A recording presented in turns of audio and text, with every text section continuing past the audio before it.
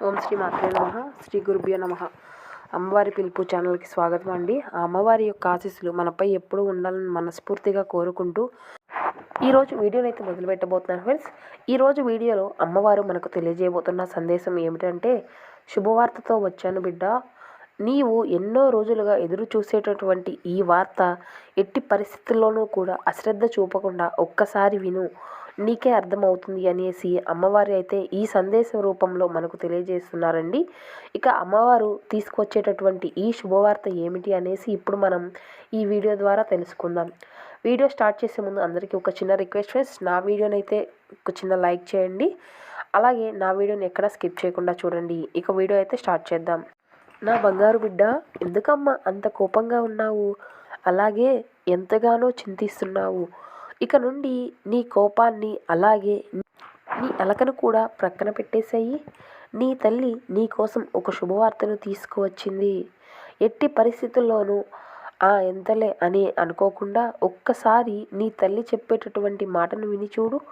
నీ మనసు ఎంతగానో సంతోషిస్తుంది. నీకు ఇది ఎన్నో రోజులుగా ఎదురు చూసేటటువంటి వార్త.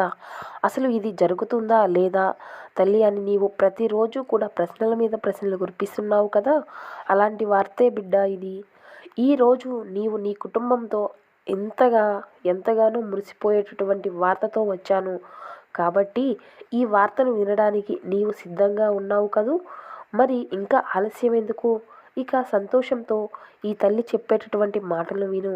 నాపై ఉన్నటువంటి అలక మొత్తము పోతుంది. తరువాత నీవే నా తల్లి అని నా వద్దకు వచ్చి సంతోషంతో మైమర్చిపోతావు.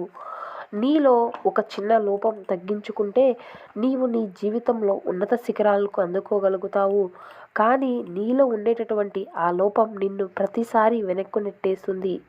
అది ఏమీ పెద్ద సరిదిద్దుకోలేని పెద్ద లోపం కూడా కాదు. నీవు పట్టుదలతో కృషి చేస్తే ఆ లోపాన్ని అతి తక్కువ టైంలోనే తొలగించుకోవచ్చు. నీలో చాలా శక్తి ఉంది. నీవు అలుపు ఎరగకుండా కృషి చేయగలవు. కానీ ఈ ఒక్క లోపం నీ ఎదుగుదలను ఆపుతుంది.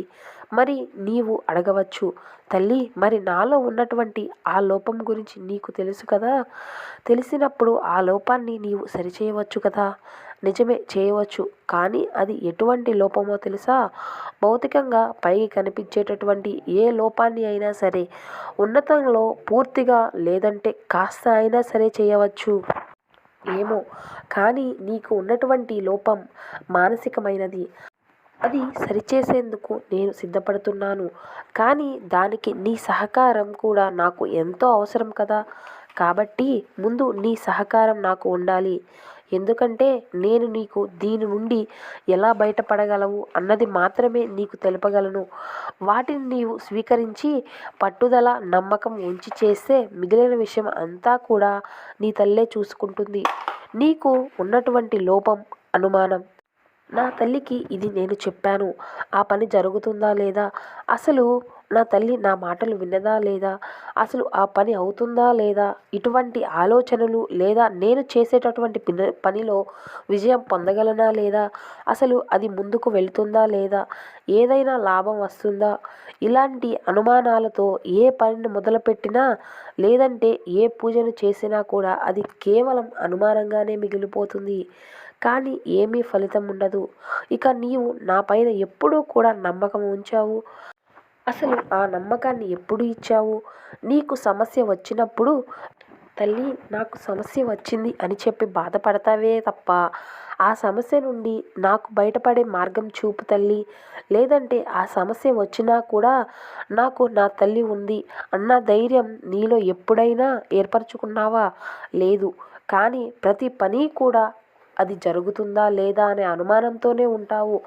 నీవు ఏది ఊహించినా కూడా ఏది ప్రారంభించాలి అనే దానిలో కూడా నేను తప్పకుండా విజయం సాధిస్తాను అనే ధైర్యంతో మొదలుపెట్టు. అలాగే అనుకున్న విధంగా జరుగుతుంది.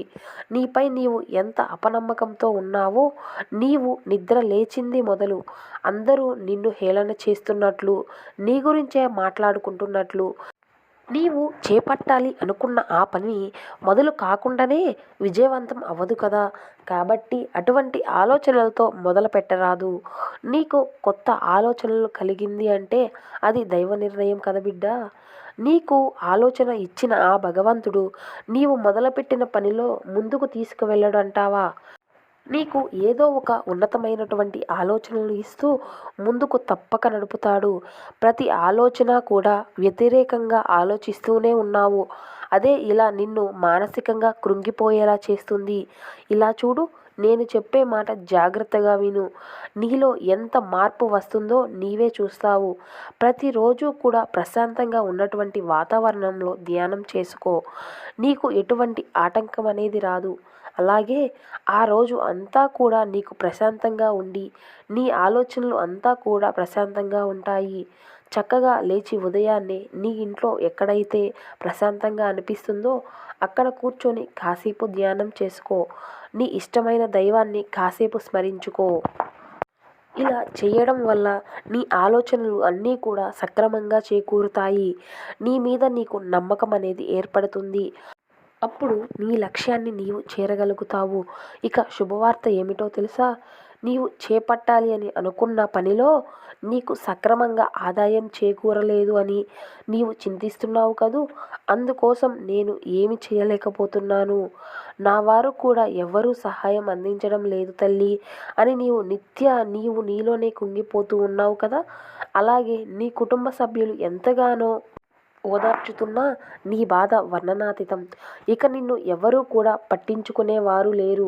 నీ చుట్టూ ఉన్నవారు ఎవరూ కూడా సహాయం చేసేవారే లేరు. నా అనుకున్న వారితో పాటు సర్వం నీవే తల్లి అనుకున్న నీవు కూడా నన్ను పట్టించుకోవడం లేదు అని నాపై కూడా అలిగావు కదూ! అది ఏమీ లేదు. సమయం గడుస్తున్న కొద్దీ నీకు కొంత ఆందోళన అనేది ఎక్కువైపోతుంది. నీ ఆలోచన వల్ల నీవు ఏం చేస్తున్నావు అన్నది కూడా నీకే అర్థం కావడం లేదు. ఇక ఏమి కంగారు అవసరం లేదు. నీవు అనుకున్నటువంటి సమయానికి అందడం లేదు అనే దిగులు అవసరమే లేదు. నీవు ఏదైతే చేపట్టాలి అని అనుకుంటున్నావో ఆ పని విజయవంతమవుతుంది బిడ్డ. అందుకు నా సహాయం నీకు ఎప్పుడూ కూడా ఉంటుంది. 2 రోజుల్లో నీకు రావాల్సిన ధనం నీకు వస్తుంది. ఆ ధనంతో నీవు ఏదైతే పని చేపట్టాలి అని అనుకుంటున్నావో దాన్ని సక్రమంగా చేయగలుగుతావు. తప్పకుండా అందులో నీకు విజయం సాధిస్తావు. ఇక నీ మనసును ప్రశాంతంగా ఉంచుకోవడానికి నేను చెప్పిన విధంగా కొంచెం సేపు ధ్యానం చేసుకో. ఇష్టమైన దైవాన్ని స్మరించుకో. నీకు నీ కుటుంబానికి అంతా కూడా మంచే జరుగుతుంది. నీ తల్లి నీకు చెబుతుంది సంతోషంగా ఉండు. సో విన్నారు కదా ఫ్రెండ్స్, ఈరోజు అమ్మవారి సందేశం. ఈ సందేశం మీ అందరికీ నచ్చింది అని అనుకుంటున్నాను. ఈ సందేశం కనుక మీకు నచ్చినట్లయితే ఒక చిన్న లైక్ చేయడం మాత్రం మర్చిపోకండి friends. Thank you for watching. జై దుర్గా భవాని.